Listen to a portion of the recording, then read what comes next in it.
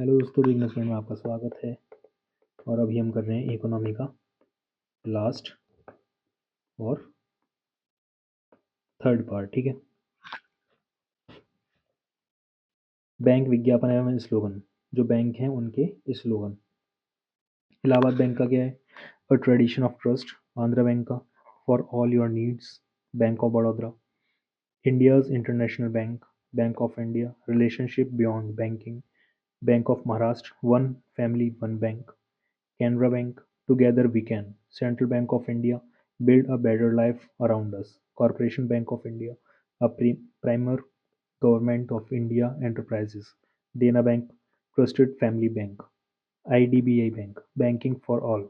Indian Bank, taking banking technology to the common man. Indian Overseas Bank, good people to grow with. Oriental Bank of Commerce, where every individual is committed.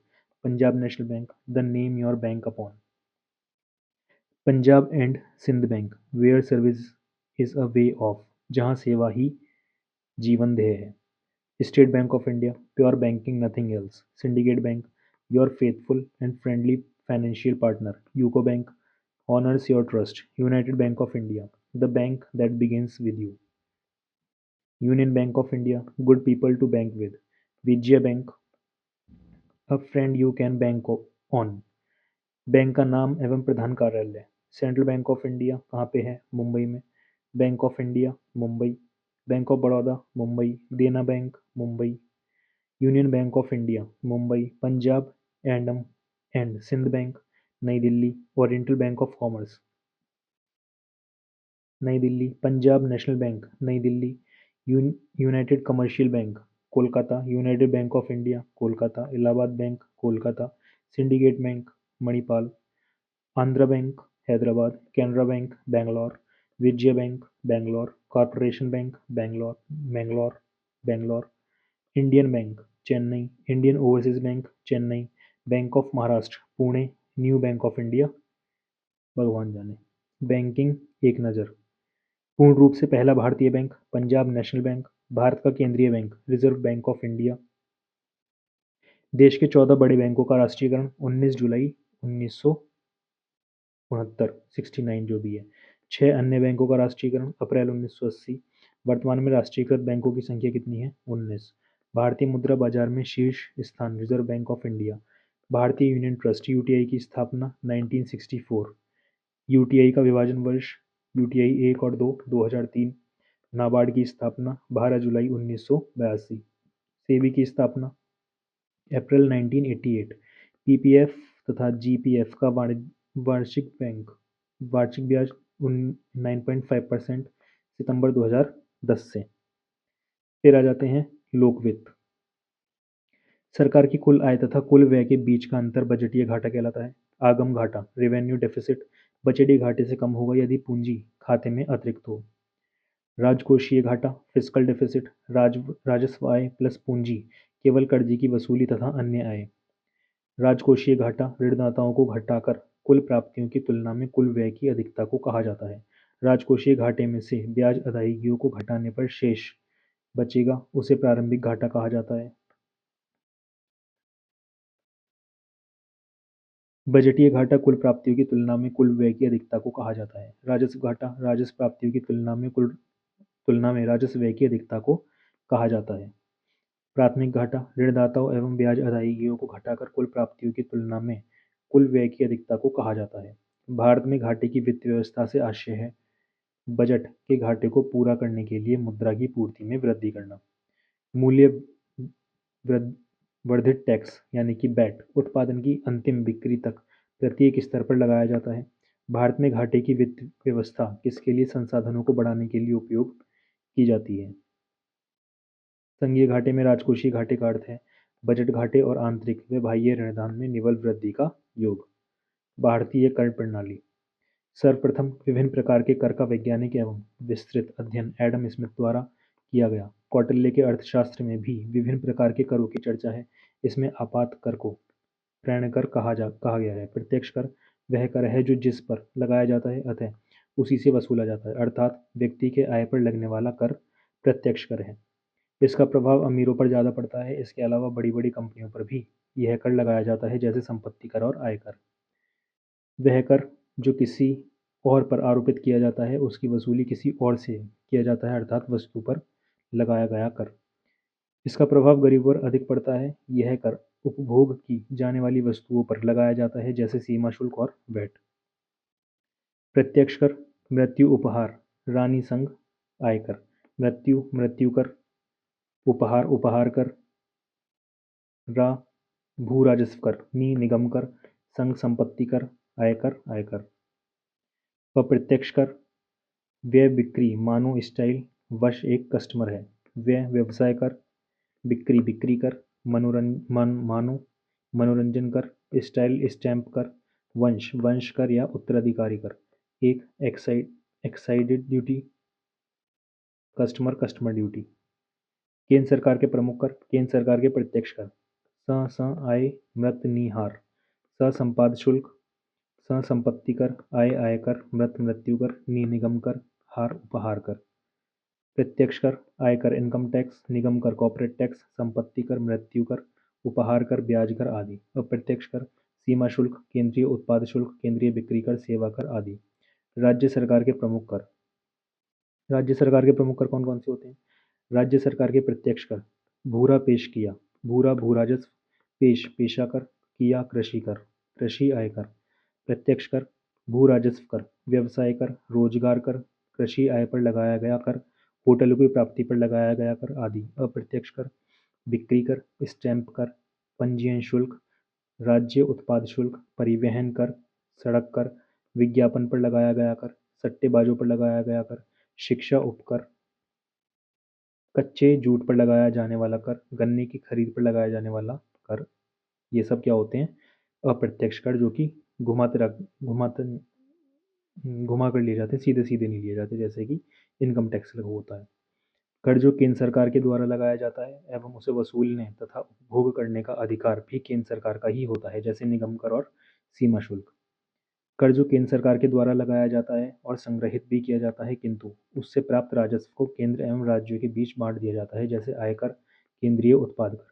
कर जो केंद्र सरकार द्वारा लगाया एवं वसूला जाता है, किंतु उससे प्राप्त राजस्वों को विभिन्न राज्यों के बीच बांट दिया जाता है, जैसे कृषि के अतिरिक्त संपत्ति कर, रेल किराया, माल भाड़ा पर लगाया जाने वाला कर, रेल, समुद्र, वायु मार्ग पर लगने वाला कर, समाचार पत्र, रेडियो, टेलीविजन के क्रय विक्रय पर कर, विज्ञापन कर।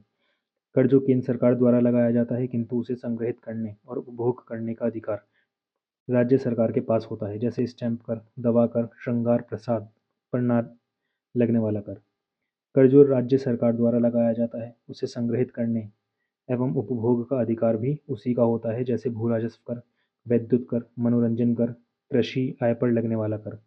कीलकर समिति, एल के झा समिति, राजा जे चेलैया समिति का संबंध प्रत्यक्ष कर से है। वर्तमान समय में केंद्र सरकार को सर्वाधिक राजस्व 21% की प्राप्ति निगम कर यानी कि कॉर्पोरेट टैक्स से होती है। राज्य सरकार को सर्वाधिक राजस्व 34% की प्राप्ति बिक्री कर से होती है। सरकार को प्राप्त सभी प्रकार के आय जैसे आयकर, ऋण प्राप्ति, कर भिन्न आय इत्यादि तथा सभी प्रकार के व्यय का संबंध सिंचित निधि से है। सिंचित निधि से होने वाले व्यय को बजट में तो शामिल किया जाता है, परंतु इस पर मतदान नहीं होता है। ऐसा व्यय जिसमें विलंब नहीं किया जा सकता है, आकस्मिक निधि से पूरा किया जाता है, इसके लिए संसद का अनुमोदन आवश्यक नहीं होता है, किंतु प्रत्येक व्यय के बाद उस पर संसद की स्वीकृति आवश्यक है। फिर आ जाते हैं मूल्यवर्धित कर, वैल्यू एडिड टैक्स। विश्व में सर्वप्रथम 1991 ईस्वी में इस कर को फ्रांस सरकार द्वारा लगाया गया। वैट वस्तु एवं सेवाओं के आदान प्रदान के प्रत्येक बिंदु पर प्राथमिक उत्पादन से लेकर अंतिम उपभोग तक लगाया जाता है। यह वस्तु एवं सेवाओं की बिक्री कीमत तथा उसमें प्रयुक्त लागत कीमत के अंतर पर लगाया जाता है। पेट्रोल, डीजल, शराब, लॉटरी की टिकट पर यह कर लागू नहीं होगा। अब आ जाते हैं वित्त आयोग। भारतीय संविधान के अनुच्छेद 280 के तहत राष्ट्रपति वित्त आयोग का गठन करता है, जिसका कार्यकाल 5 वर्ष का होता है। अब तक 14 वित्त आयोग का गठन किया जा चुका है। पहला केसी नियोगी 1952 में हुआ था, 1952 से 1957। के नाथ के संत नाम 1957 से 61, ए के चंद्रा, पी के Rajamannar, Mahavir Tyagi, K Brahmananda Reddy, J M Shelat, YB Chavan, NKP Salve, KC Pant, AM Khusro, doctor C Rangarajan, Vijay L Kelkar, YB Reddy. और इसके बाद का 2020 से लेकर 2025 इसको आपको अब देखना है। और 2026 में भी 2026 से लेकर कब तक होगा 2031, ठीक है। इन दोनों का भी लिखना है गूगल से देख के। बजट सरकार की समस्त आर्थिक गतिविधियों का समावेश बजट के अंतर्गत होता है। बजट किसी देश की आर्थिक वृद्धि दर का प्रमुख संकेतक होता है। बजट एक ऐसी प्रक्रिया है जिसमें सार्वजनिक आय और सार्वजनिक व्यय की स्वीकृत व्यवस्था की जाती है। सरकार को जब मुद्रास्फीति को नियंत्रित करना होता है तो संतुलित या अतिरिक्त बजट बनाती है, और जब उत्पादन अधिक करना होता है तो घाटे का बजट का निर्माण करती है। बजट निर्माण में बजट का संतुलित होना जरूरी है। केंद्रीय बजट में राजस्व आय की सबसे बड़ी मद केंद्रीय योजना व्यय होती है। आउटकम बजट को भारत में वर्ष 2005 को प्रस्तुत किया गया था। वित्तीय वर्ष 1 अप्रैल से 31 मार्च की अवधि को भारत में वर्ष 1967 से स्वीकार किया गया है, ठीक है। वर्ष 1924 से रेल बजट को आम बजट से अलग प्रस्तुत किया जाता है। महत्वपूर्ण विविध ज्ञान अर्थशास्त्र के जनक एडम स्मिथ को कहते हैं। एडम स्मिथ की पुस्तक वेल्थ ऑफ नेशंस 1776 ईस्वी प्रकाशित हुई थी। एडम स्मिथ ने अर्थशास्त्र को धन का विज्ञान कहा है। मार्शल की पुस्तक प्रिंसिपल ऑफ इकोनॉमिक्स 1890 ईस्वी में प्रकाशित हुई थी। मार्शल के अनुसार अर्थशास्त्र सामाजिक कल्याण का विषय है। रॉबिन्स की पुस्तक an essay on the nature and significance of economic science 1932 ईस्वी में प्रकाशित हुई। रॉबिन्स के अनुसार अर्थशास्त्र चयन का तर्कशास्त्र है। मनुष्य की आवश्यकताएं अनेक हैं, साधन सीमित हैं, साधनों का वैकल्पिक प्रयोग होता है चुनाव कराना। समाजवाद शब्द का सर्वप्रथम प्रयोग रॉबर्ट ओवेन ने किया था। समाजवाद शब्द का वैज्ञानिक व्याख्या करने का श्रेय कार्ल मार्क्स को जाता है। लेनिन ने क्रांतिकारी समाजवाद को साम्यवाद कहा। हेंस ने मिश्रित अर्थव्यवस्था को दोहरी अर्थव्यवस्था की संज्ञा दी है। सीमांत उपयोगिता हास नियम की व्यवस्था गोसेन ने किया था। बाद में मार्शल के नाम से जोड़ दिया गया। भारत की राष्ट्रीय आय का अनुमान प्रथम बार दादाभाई नौरोजी ने लगाया था। किसी देश की आर्थिक समृद्धि का सबसे उपयुक्त मापदंड प्रति व्यक्ति वास्तविक आय है। हिंदू वृद्धि दर का संबंध राष्ट्रीय आय से है। भारत की अर्थव्यवस्था विकासशील एवं मिश्रित है। भारत में जब हरित क्रांति आरंभ हुई थी तो उससे संबंधित थे इंदिरा गांधी, MS स्वामीनाथन और C सुब्रमण्यम। हरित क्रांति से सर्वाधिक लाभान्वित राज्य पंजाब, हरियाणा, पश्चिम उत्तर प्रदेश। भारतीय हरित क्रांति की जन्म स्थली पंतनगर है। भारत में कृषि को वित्त देने वाली शीर्ष संस्था नाबार्ड है। वर्तमान में भारत का सबसे बड़ा वस्त्र उद्योग केंद्र अहमदाबाद है। आधुनिक सभ्यता के लिए सबसे मूलभूत तत्व पेट्रो रसायन को माना जाता है। भारत में सबसे महत्वपूर्ण लघु स्तर उद्योग हथकरघा उद्योग है। गोल्डन हैंडशेक का संबंध स्वैच्छिक सेवानिवृत्ति योजना से है। हजीरा उर्वरक कारखाना प्रकृति का गैस पर आधारित है। भारत में वित्त आयोग का मुख्य कार्य केंद्र व राज्यों के बीच राजस्व का वितरण करना होता है। भारत सरकार के बजट के कुल घाटे में इस घाटे का योगदान सर्वाधिक राजकोषीय घाटा फिस्कल डेफिसिट है। संशोधित मूल्यवर्धित कर का संबंध उत्पाद कर से है। चलैया समिति का संबंध प्रत्यक्ष कर एवं अप्रत्यक्ष कर में सुधार से है। राज्य केंद्र शासित प्रदेश केंद्र शासित क्षेत्र अंडमान एवं निकोबार तथा लक्षद्वीप में बिक्री कर लागू नहीं है। राष्ट्रीय विकास परिषद UDC का मुख्य संबंध पंचवर्षीय योजनाओं के अनुमोदन से होता है। भारत का योजना आयोग एक सलाहकारी संस्था के रूप में कार्य करता है।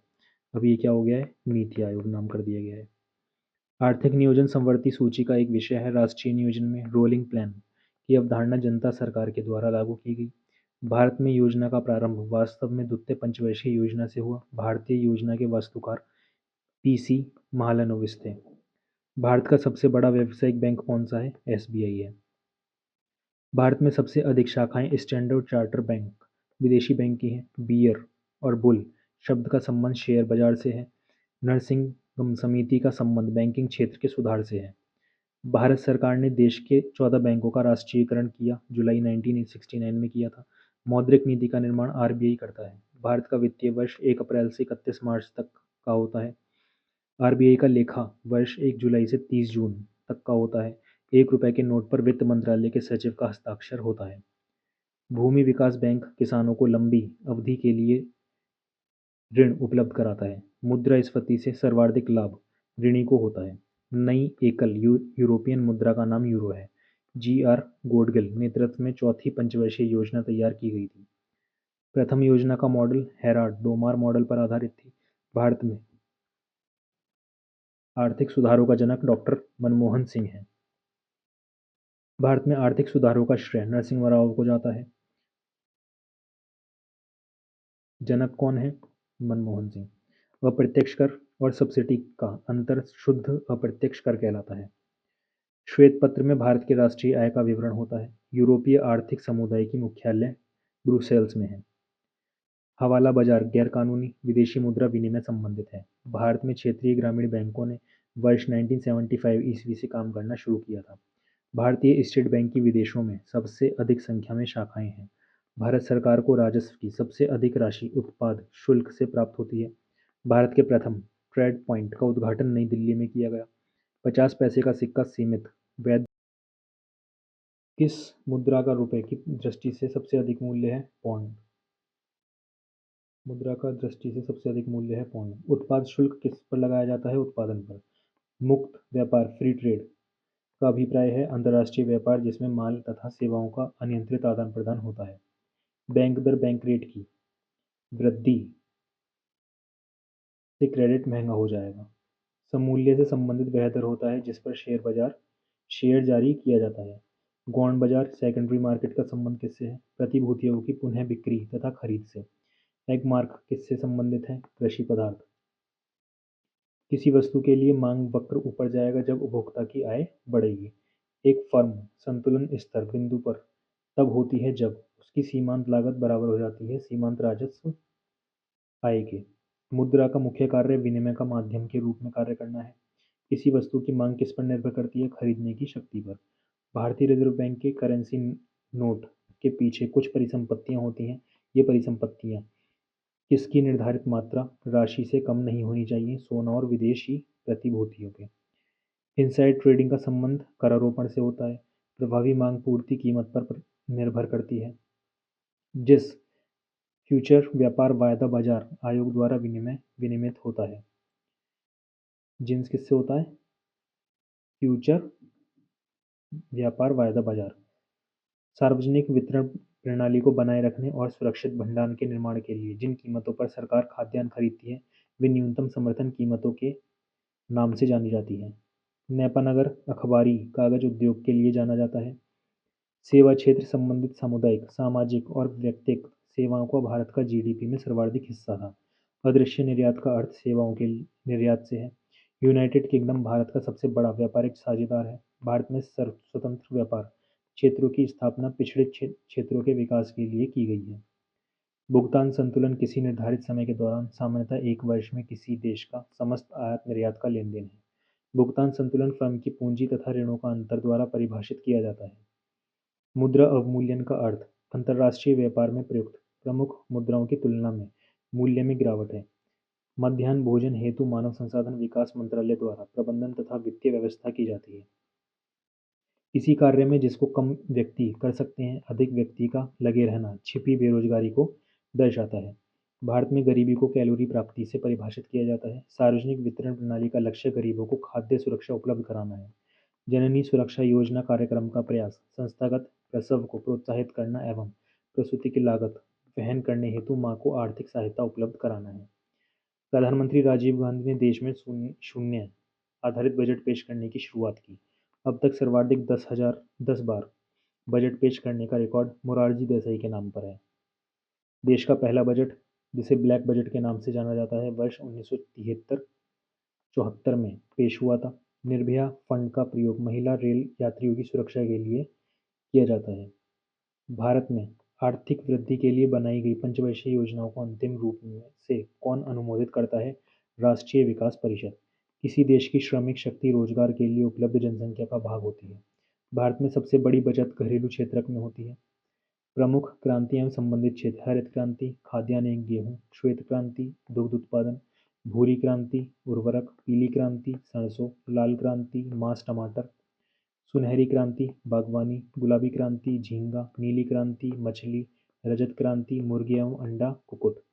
गोल क्रांति आलू, ब्लैक यानी कृष्ण क्रांति विद्युत ऊर्जा या कच्चा तेल, बादामी क्रांति मसाला, इंद्रधनुषी क्रांति कृषि नीति 2000, कृष्ण क्रांति पेट्रोलियम, अमृत क्रांति नदी से नदी जोड़ो कार्यक्रम, स्वर्णिम क्रांति मधुमक्खी पालन, मीठी क्रांति शहद उत्पादन, सप्त क्रांति ट्रेन सेवा।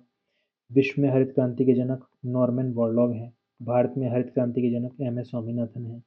रबी फसल बोने और काटने का समय, बोने का समय अक्टूबर नवंबर, काटने का समय मार्च अप्रैल। रबी फसल आरा से सरसों, गेहूं, चना।